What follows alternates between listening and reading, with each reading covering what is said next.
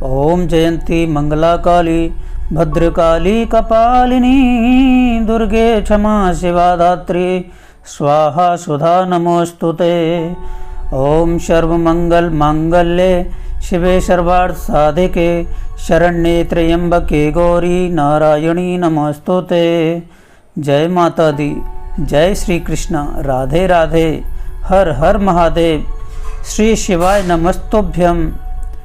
तो साधकों, जब दैवीय शक्तियाँ अपना आशीर्वाद अपने साधकों को देने लगती हैं, जब इष्ट देव की कृपा आप पर होने लगती है, जब दैवीय शक्तियाँ साधक को आभास दिलाने लगती हैं, तो जब साधक के जीवन में बहुत सारे संकेत मिलना शुरू हो जाते हैं, तब आप समझ जाइए आपके घर में आपके इष्ट देव का, आपके भगवान का वास है। इष्ट देव जब आपके घर में वास करते हैं, दैवीय शक्तियाँ आपके घर में जब वास करती हैं, तो सबसे पहले संकेत भी आपको देने लगती हैं। तो आइए साधकों, वो कौन से ऐसे संकेत होते हैं जिनके माध्यम से हम ये समझ सकते हैं, जान सकते हैं कि हमारे घर में हमारे इष्ट देव का, हमारे भगवान का वास है। तो सबसे पहला संकेत होता है घर में मेहमानों का लगातार आते रहना।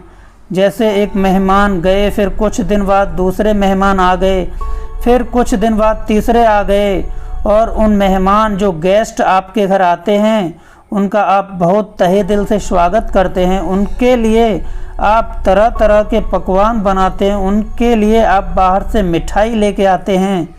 तो कहने का मतलब है, जिनकी सेवा करते हैं, सेवा में मेहमानों की कोई कमी नहीं छोड़ते हैं, आप कोई भेदभाव नहीं करते हैं, आपके अंदर थोड़ी सी भी भेदभाव की भावना नहीं है, तो निश्चित ही आपके घर में आपके भगवान का, आपके इष्ट देव का आपके घर में वास है।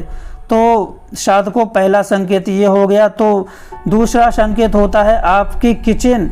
आपकी किचन में अगर कुछ भी बनता है, आपने कभी महसूस भी किया होगा कि कोई घर ऐसे होते हैं जहाँ पर कुछ भी बनता है तो वो बहुत ही ज़्यादा स्वादिष्ट बनता है, टेस्टी बनता है, चाहे उसमें मसाले पड़े हों या मसाले उसमें ज़्यादा पड़े हों या कम ही पड़े हों। कुछ भी अगर आपकी किचन में आपके घर में बनेगा तो बहुत अच्छा बनेगा, बहुत ज़्यादा स्वादिष्ट बनेगा।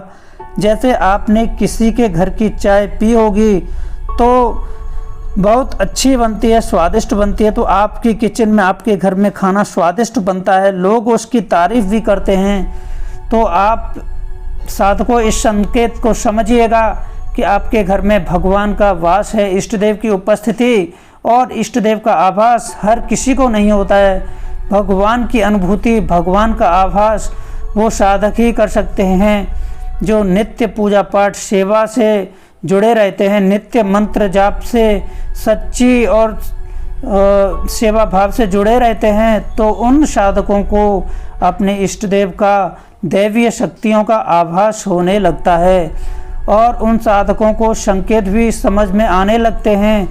जो साधक, जो व्यक्ति नित्य पूजा पाठ से नहीं जुड़े रहते हैं, जो व्यक्ति मंत्र जाप से सच्ची श्रद्धा सेवा भाव से नहीं जुड़े रहते हैं, उनको आभास होने में, संकेत मिलने में थोड़ा सा समय लगता है, या वो इन दैवीय शक्तियों को नहीं समझ पाते हैं कि वो इनकी कृपा से ऐसा उनके साथ हो रहा है, या उनके जीवन में ऐसी घटनाएं दैवीय कृपा की वजह से घटित हो रही हैं। इसी तरह से आपके हृदय में दूसरों के प्रति, लोगों के प्रति अच्छा भाव रहता है, अच्छी भावनाएं रहती हैं, आप लोगों के प्रति अच्छा सोचते हैं, अच्छी नेक भावना रखते हैं, किसी भी व्यक्ति को छोटा या बड़ा नहीं समझते हैं, सभी को समान रूप से व्यवहार करते हैं, सभी के लिए अच्छा सोचने का कार्य करते हैं, अच्छा करने का प्रयास करते हैं सभी के साथ।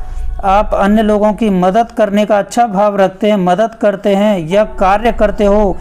अगर आप किसी का दिल नहीं दुखाते हो, किसी की भी आप बद्दुआ आप नहीं लेते हैं, तब भी आप समझ लीजिए कि आपके घर में आपके इष्ट देव, आपके भगवान का वास है। क्योंकि जहाँ पर भी भगवान रहते हैं, जहाँ पे भी इष्ट देव रहते हैं, जहाँ पे भी दैवीय शक्तियों का वास होता है, जहाँ भी दैवीय शक्तियाँ रहती हैं, जिन्हें आप पूजते हैं, उस स्थान पर कभी कोई कुछ भी गलत हो ही नहीं सकता। वहाँ पे किसी व्यक्ति के लिए कोई गलत सोच ही नहीं सकता, क्योंकि उस स्थान पर इष्ट देव आ जाते हैं, आपके भगवान आ जाते हैं। उस स्थान पर लोगों का दिमाग बदलने लगता है, बहुत ज़्यादा अच्छा सा उस स्थान पर महसूस होने लग जाता है। उनके जो सोचने और समझने की जो क्षमता होती है वह अपने आप बहुत तेज़ी से विकसित होने लग जाती है। फिर वो सोचने और समझने की भी, हर इंसान के अंदर भगवान होते हैं, और जो साधक अपने देवालय में या किसी मंदिर में पूजा पाठ अर्चना या मंत्र जाप कुछ भी करते हैं या दीपक लगाते हैं, धूप दीप प्रसाद कुछ भी भगवान को अर्पित करते हैं, वहाँ पे साधक को बहुत सारे संकेत मिलने शुरू हो जाते हैं। धूप दीप अर्पित कर रहे होते हैं तो बहुत आगे निकल चुके होते हैं। उनका जो पूजा का स्तर जो होता है वो इतना ज़्यादा बढ़ चुका होता है कि उन्हें भगवान के संकेत मिलने लग जाते हैं। तो पहले वो साधक हैं जो जिनका स्तर पूजा का बहुत अधिक बढ़ चुका होता है, पूजा में पूजा पाठ साधना करते हुए उन्हें बहुत अधिक समय बीत चुका होता है, और ऐसा नहीं उनकी पूजा पाठ या सेवा स्वीकार नहीं होती थी। पूजा पाठ सेवा पहले भी स्वीकार होती थी, लेकिन जब साधक को संकेत प्राप्त नहीं होते थे। मित्रों, जब दैवीय शक्तियाँ शुरुआत में अपना आशीर्वाद देना शुरू करती हैं तो वो गुप्त रूप में देती हैं संकेत। आप समझ ही नहीं पाएंगे कि उनका आशीर्वाद आपको मिल रहा है। आपके कार्य बनना शुरू हो जाएंगे। आप ये भले ही सोच सकते हैं कि आपका लक बहुत अच्छा था, आपकी किस्मत में ये सब चीज़ें थीं इसलिए आपको मिल गई, लेकिन ऐसा नहीं होता। अगर आप नित्य पूजा पाठ सेवा से जुड़े हुए हैं, माता रानी इष्ट देव से जुड़े हुए हैं, तो आपको संकेत भी मिलने लगते हैं और आपके कार्य भी बनने लगते हैं। माता रानी की, अपने इष्ट देव की पूजा अर्चना करते हैं, नित्य पूजा करते हैं, तो हमें भगवान के बहुत सारे संकेत प्राप्त होने लगते हैं। और वहीं कुछ संकेतों को हम समझ जाते हैं, कुछ संकेतों को हम समझ नहीं पाते हैं। तो मित्रों, कुछ ऐसे व्यक्तियों जैसे साधकों के बारे में जिनके दिए में फूल बनना शुरू हो जाता है, या जिन साधकों के दिए में फूल बनता है, कुछ साधक ऐसे हैं जो बहुत दिनों से पूजा करते हैं, नित्य पूजा कर रहे होते हैं, भगवान को, माता रानी को, अपने इष्ट देव को धूप दीप अर्पित कर रहे होते हैं। तो साधकों, यकीन मानिए वो साधक, वो भक्त अन्य भक्तों से बहुत आगे निकल चुके होते हैं। उनका जो पूजा का स्तर जो होता है वो इतना ज़्यादा बढ़ चुका होता है कि उन्हें भगवान के संकेत साक्षात प्रत्यक्षीकरण मिलने लगते हैं। तो पहले वो साधक हैं जो जिनका स्तर पूजा का बहुत अधिक बढ़ चुका होता है, पूजा में पूजा पाठ साधना करते हुए उन्हें बहुत अधिक समय बीत चुका होता है, और ऐसा नहीं उनकी पूजा पाठ या सेवा स्वीकार नहीं होती थी। तो नमस्कार मित्रों, जय माता दी, राधे राधे।